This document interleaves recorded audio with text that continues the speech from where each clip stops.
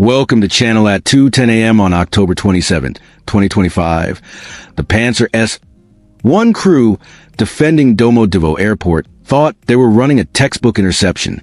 Missiles flew every 3 seconds. Explosions lit the fog. Targets vanished. Then the targeting computer flashed a warning. The swarm wasn't shrinking. In 75 seconds, their missile stockpile would be exhausted, and something was very wrong. The swarm that night numbered 193. But it wasn't what it looked like. 154 were decoys. Cheap, sacrificial drones programmed to be spectacularly obvious. The real threat was just 39 Lu-Tai strike. Drones slipped among them. The decoys use a clever trick, ghost mode, broadcasting their radar positions on a 3.6-second delay. The Panzer's multimillion-dollar missiles were detonating where a drone had been 3.5 seconds earlier. Empty sky, impressive fireballs, nothing more. For every ghost they killed, 5 real drones slipped past. This trap started long before the Panzer crew noticed anything. 40 minutes earlier, the entire swarm passed through Moscow's outer shield, the S-400, without a shot. The S-400's Doppler filters are tuned to ignore slow, ground-hugging clutter. At 20 feet above ground, the real drones looked like noise and were filtered out. The 154 decoys, however, flew high, 500 feet, lighting up radars like a Christmas tree and drawing attention and ammunition. By 2:12, the deception was complete. The Panzer was overloaded. The decoys layered. Repeating waves forced the targeting computer to spend all its cycles tracking junk, a denial-of-service attack in steel and carbon. While the Panzer burned down its magazine on Phantoms, the 39 Lu-Tais were creeping towards Zukovsky Military Airport, not in a straight line but on highly complex paths.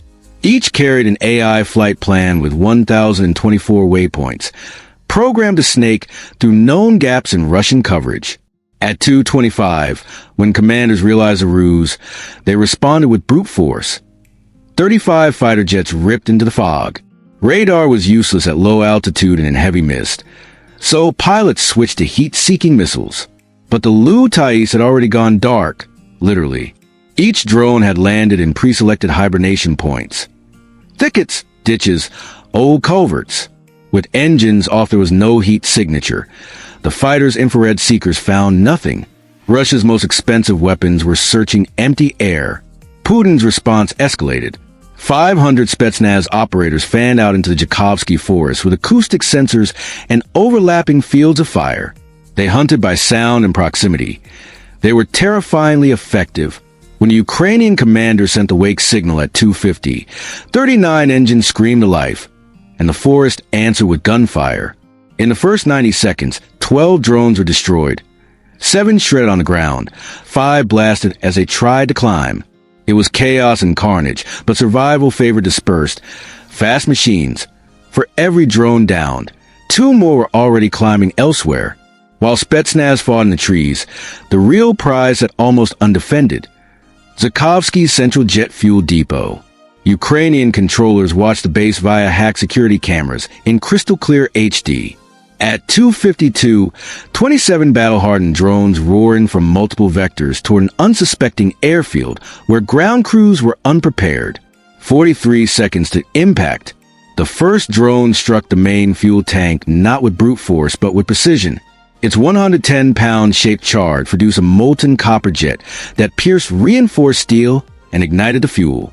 The subsequent conflagration produced a localized electromagnetic pulse that fried unshielded electronics within roughly 300 feet. Power, radar, and radios died in an instant. The fireball shook the earth like a small seismic event. The night became day, then a dead blackout. In minutes, the base's command and control collapsed. Spetsnaz and aircraft feed on coordination, radioed orders, satellite comms, functioning radars. Those systems were suddenly blind, deaf, and mute. Junior officers shouted for instructions that their commanders could not hear. Satellite phones returned only static. The attackers had not simply burned a fuel depot. They had vaporized a chain of command. Phase 2 was pre-planned. With Moscow's regional air response effectively neutralized, a second swarm of 50 Lu-Tai drones pre-positioned in Sumy rose to hit vulnerable supply convoys on the roads